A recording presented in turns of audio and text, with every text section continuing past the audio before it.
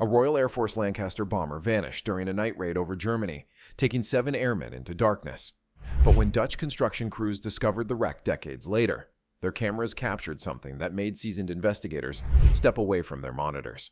The crew was still there, positioned exactly where duty required them to be. What the footage revealed about their final moments challenges everything we thought we knew about wartime aviation disasters. March 1944.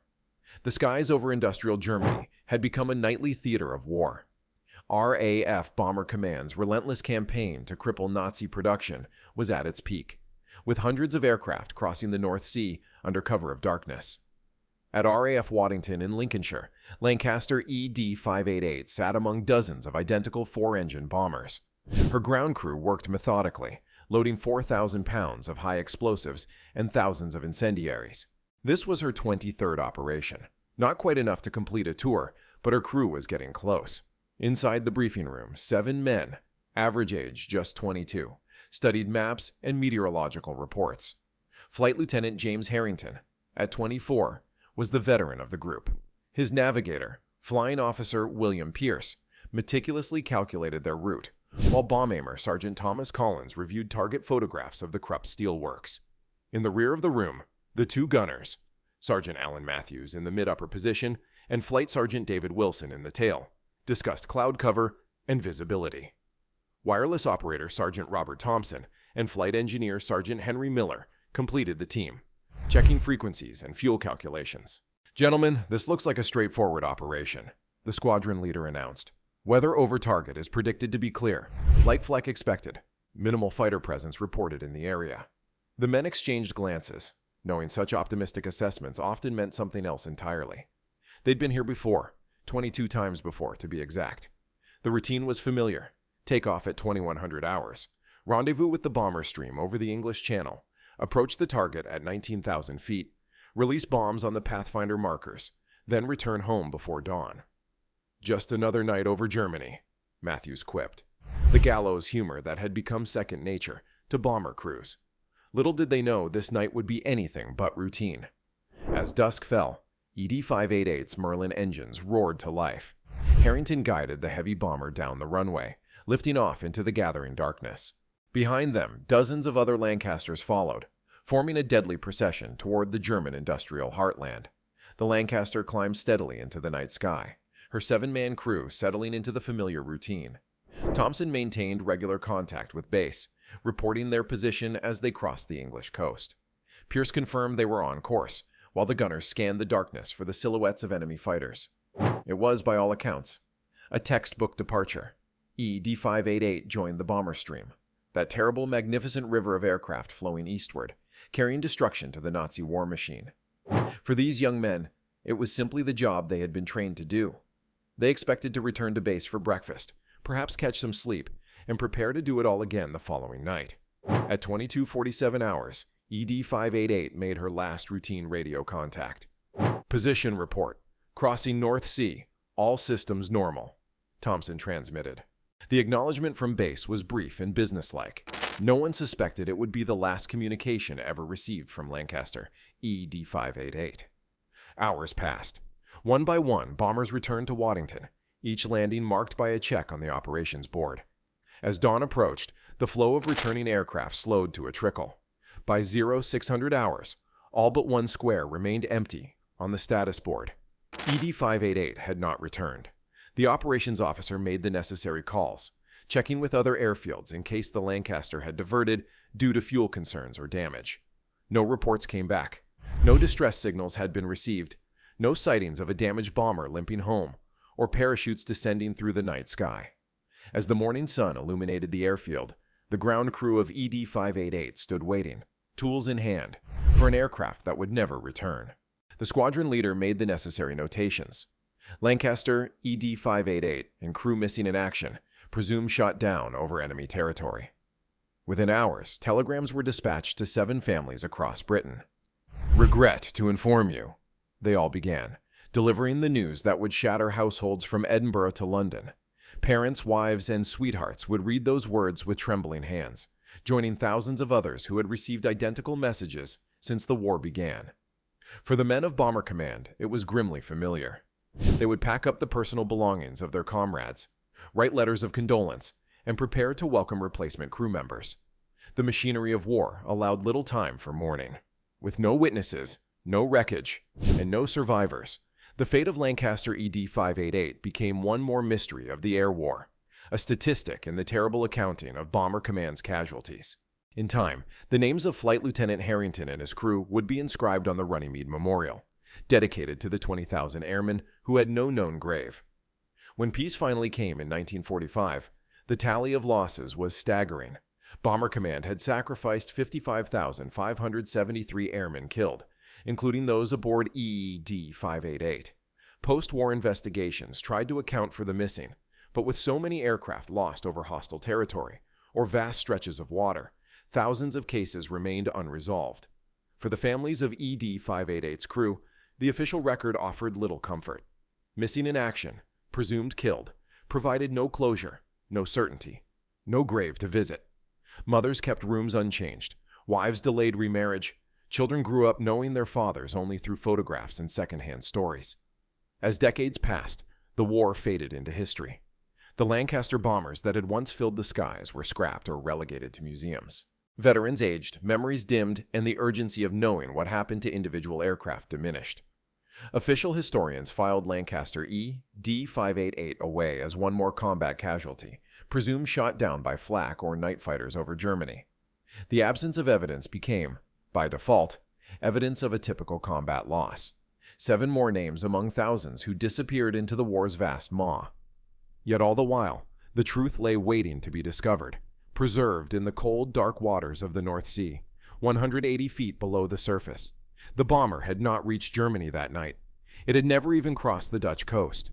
For 75 years, ED-588 rested undisturbed on the seabed, her secret intact, her crew still aboard. In 2019, the North Sea had become a different kind of battlefield, not for military dominance, but for renewable energy. Dutch engineers were conducting preliminary surveys for an offshore wind farm, mapping the seabed to determine optimal placement for massive turbine foundations. Marine surveyor Joost van der Meer watched his monitor as the side-scan sonar methodically swept the seafloor. The technology painted an acoustic picture of what lay beneath the waves, mostly featureless sand with occasional shipwrecks, already documented from previous surveys. "We've got something large here," his colleague noted, pointing to an anomalous shape on the screen. "Metallic object, approximately 30 meters long, 30 meters wingspan." Van der Meer nodded. "Probably wartime debris. Let's flag it for the authorities, but I expect it's already in the database." Protocol required them to investigate further. They dispatched a remotely operated vehicle, an underwater drone equipped with high-definition cameras, to examine the object. As the ROV descended through the murky waters, the team expected to find yet another documented wreck. What the cameras revealed left the survey team in stunned silence.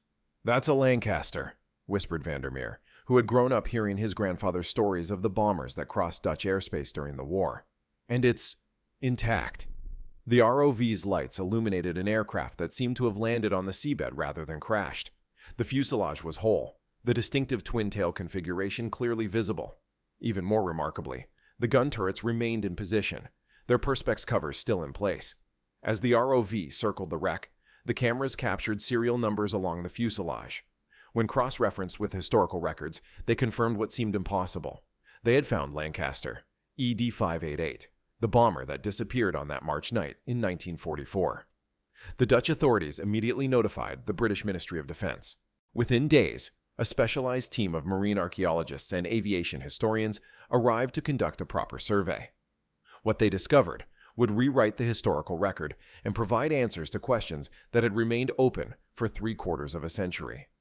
The British investigation team deployed their own ROV, one specifically designed for archaeological documentation. Its cameras were more sensitive, its manipulator arms more precise.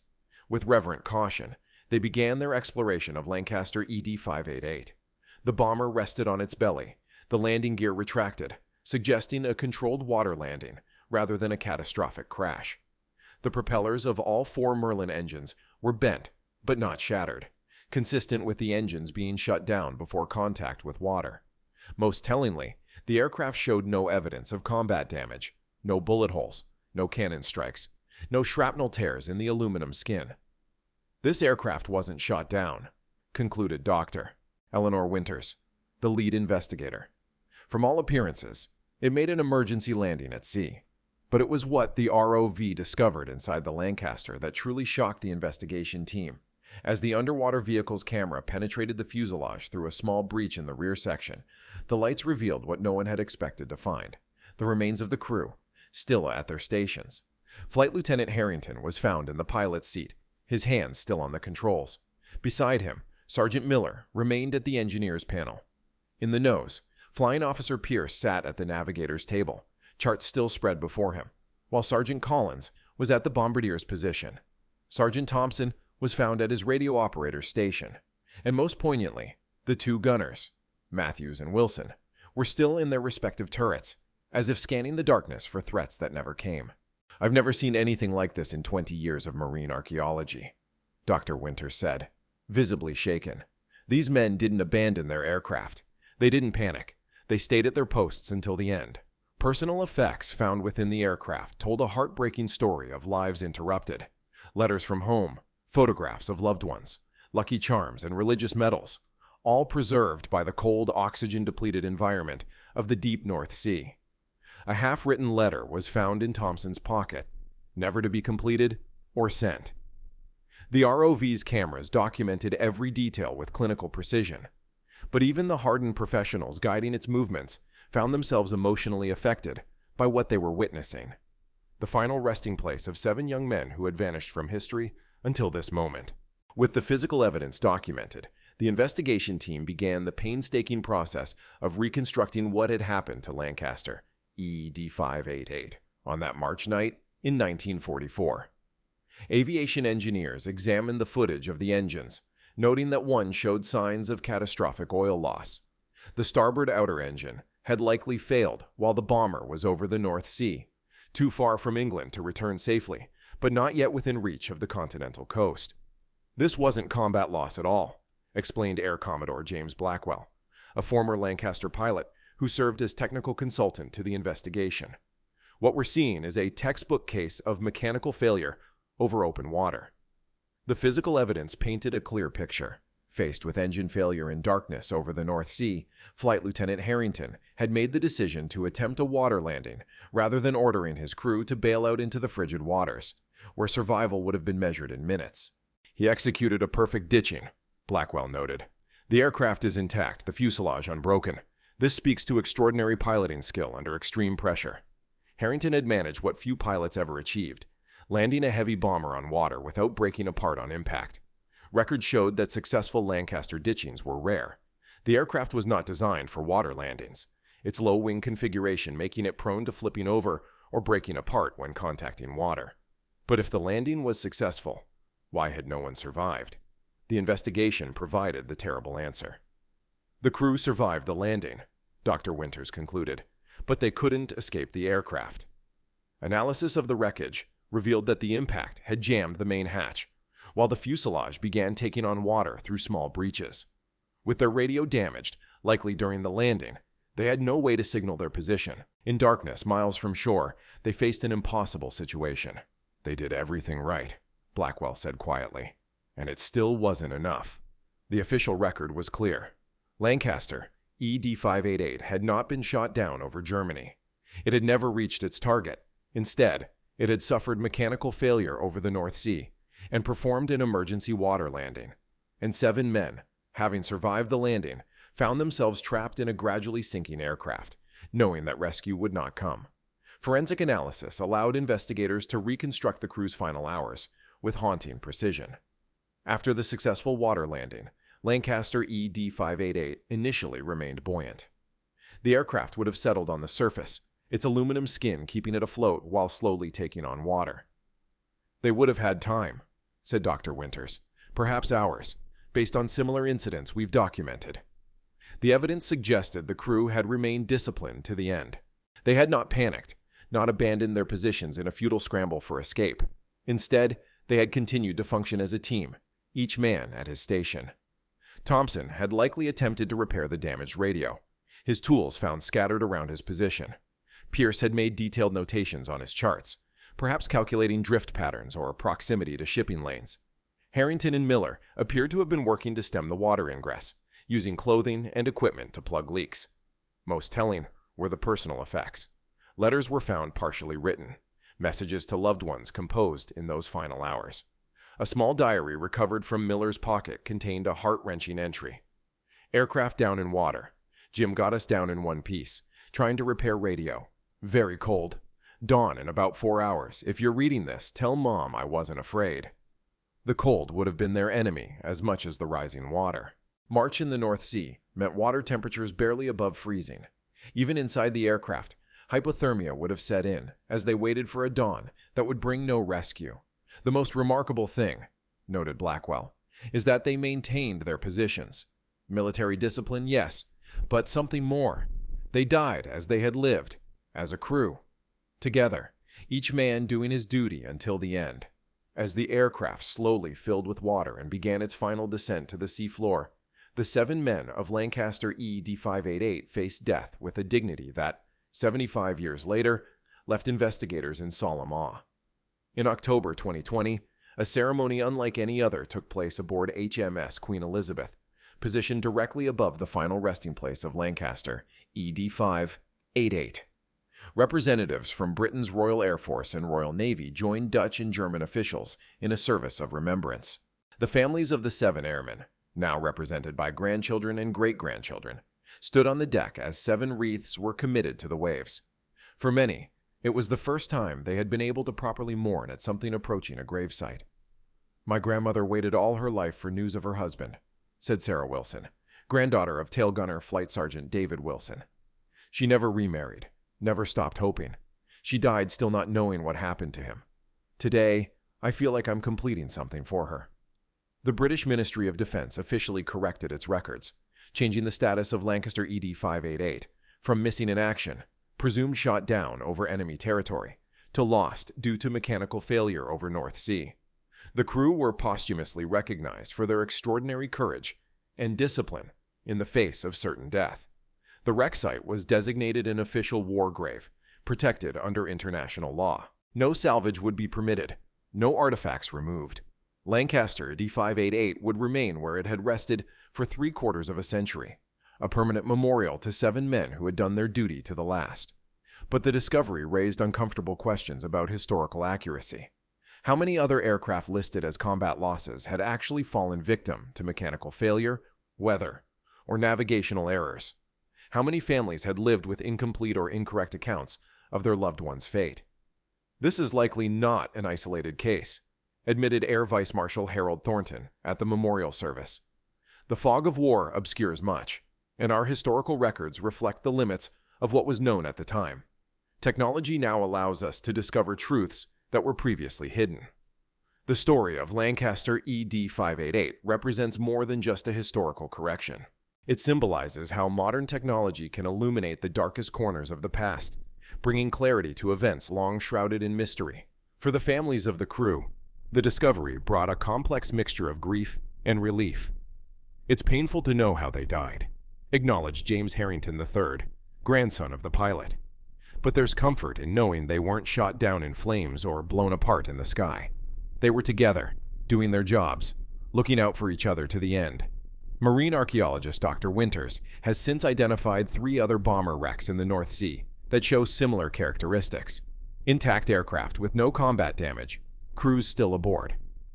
"We are rewriting portions of aviation history," she explained.